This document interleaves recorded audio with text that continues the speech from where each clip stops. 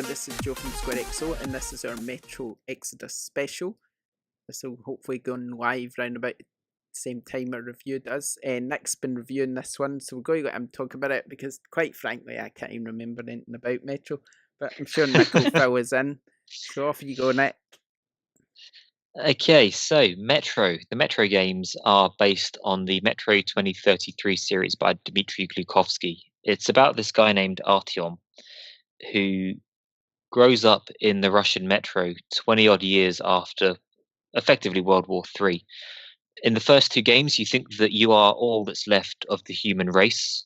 The population of Earth has been reduced from 7 billion to a mere 50,000 living in the tunnels beneath the city of Moscow in Russia.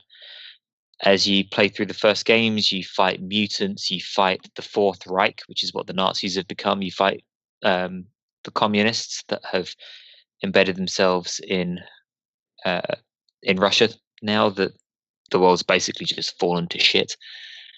And Artyom basically becomes a superhero inside the Metro. You join the Spartan Rangers, who become the kind of like the police force, but you're the ones that go up to the surface. You get the munitions and the supplies that the people need to carry on surviving.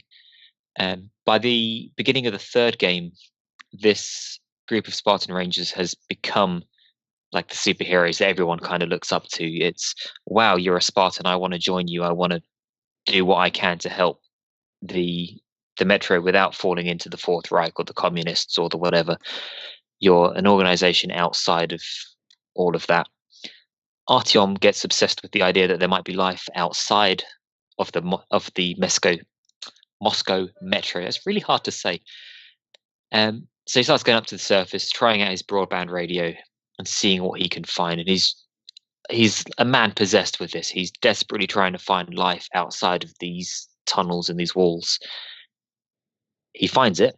Spoiler warning for the first half hour of the game. He finds it and he embarks out on his exodus, hence the name of the game, traveling across Russia, trying to do a thing that I won't say because of spoilers. Have either of you played any of the games so far, like at E3 or anything like that? I think I briefly played the first. I think I started the first one, or I don't think I've really remembered it, how much I've played it. I don't think I really played it enough to know a lot about it. So I've watched. Sorry. No, it's hard to say. I've watched playthroughs of the first two. I don't really know why I didn't play them myself. It's the kind of thing, I think a YouTuber that I was playing them, so I just kind of put them on. So, and I know my other half is picking up Metro on Friday, so I'll definitely be playing that when it comes out. So I am quite excited to kind of. Cool. But for what, just if I was to think what it is, I'd probably think Fallout. If that's what kind of first person shooter Fallout, that's kind of what, if I was to go, oh, that's probably what it's like, then that's probably it does what I'd sound think. like it, doesn't it? The Metro Exodus, the latest one, is a first person action shooty survival kind of game like the other two, but it is way harder than I remember the first two being. Just because if you get into a firefight, you will get shot to all hell and you'll be perforated at the end of you. If you can be stealthy, that's better because it means that you won't die instantly. And because no one's been making high quality ammo for the last 20 years because you're all living underground, there's no munitions factory. Well, there are munitions factories down there, but they don't work to the same kind of scale as the ones before the war. Ammo is scarce. It really is. It's a survival game more than it is a Call of Duty game, which the apocalyptic overtones make it sound like a Fallout game, but it's more of a, in the early game at the very least, unless you're playing it on easy, it's more of a stealthy, try and take people out silently kind of game, which is really interesting. I am enjoying that. What's it there like, are a couple graphically or whatever? It's fantastic. There are bits of it that aren't quite as good. There's a photo mode, which is it's great fun to play with. People who like photo mode will love this. But unfortunately, if you try and do it while an enemy's attacking you, like if one of the watchmen's, like the weird dog mutant thing, lunges at you, you pause the game, you go to photo mode, it doesn't pause it nice and crisp for you to take a screenshot. The motion blur is there, and you're just left with this horrible mess that's not worth playing around with. So that could do with being tightened up a little bit, I think. In terms of just the moving through it as you go, without messing around with photo mode, is awesome to look at. You can tell so the surface, now that the bombs have fallen, is just like nuclear winter, and it's Moscow, so it's always winter anyway. Sweeping generalization. So the snowflakes are nice to look at when you pull down your gas mask, and you can see like the fissures in the glass from where it's cracked. Everything looks fantastic there.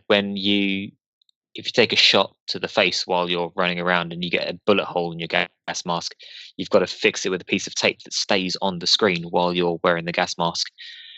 There are bits of it where they don't really pay too much attention to the graphics, like in a cutscene where you're not so much a cutscene, in a scene where you're watching people talk. If you look around the room, that's cool. You look down at your arms, and the arms aren't quite rendered as well as everything else, just because they're kind of hoping that no one's going to stop and look down at their arms.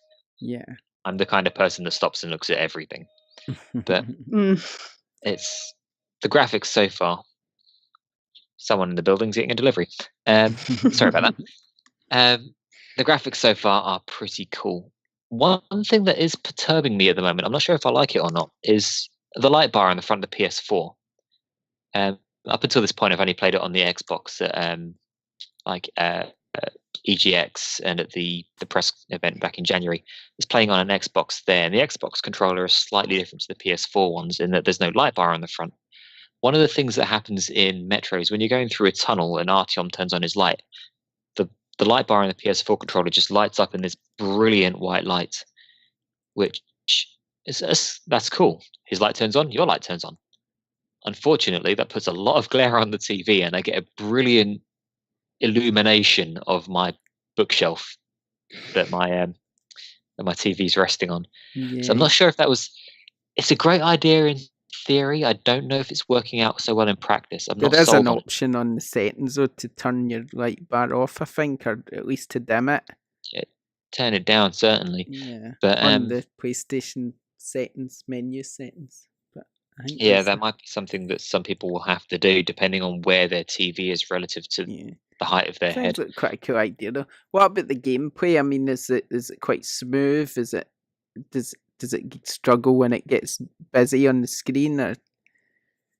I have had no problems whatsoever in terms of screen tear or anything like that. It's a nice, smooth, because you're taking your time with it, everything, you want it to be smooth. You don't want big old actiony firefights if you can avoid it. And everything's been great so far. It does the whole, when you get shot, you get like a haze around the outside of the screen, it goes a bit dark, and there's red at the top to show you've been hit. I'm waving my arms around in the air trying to visualize this in front of me. That I've never been a huge fan of, because when you get hurt, you don't just get like a red tinge at the top of your vision. And when they're trying to make it as realistic as they do with Metro, you wear a watch on your wrist so you can see how much time you've got left on your gas masks, rather than there being a HUD display for that. You can get a HUD display if you want to, but they try and make it really immersive. That red haze kind of detracts from that. So the graphics are fantastic. It's not quite perfect, I would say. Okay. So is it something that sounds interesting to you, Becca? Is it one you might pick up, Jane? Yeah, I think my other half's going to be grabbing it, so I'm definitely going to be stealing that off his pile of games and checking it out after I finish Far Cry, because unfortunately that just slightly beats it out for me. You. I don't know. Just a tiny bit. I think out of all this week's releases, it'll be Crackdown for me that I think I'm going to try. But I mean, it might be one I get round to eventually. But anyway, I think we'll wrap that up there. But you can check out Nick's review on the website as this goes live. So make sure you do that. And the dog's barking for some reason, just to ruin our brilliant podcast. Oh well, never mind, what can we do about it? Yeah, so check it out on the website. That'll be live just as you're listening to this, and we'll see you next time. Thanks. Bye.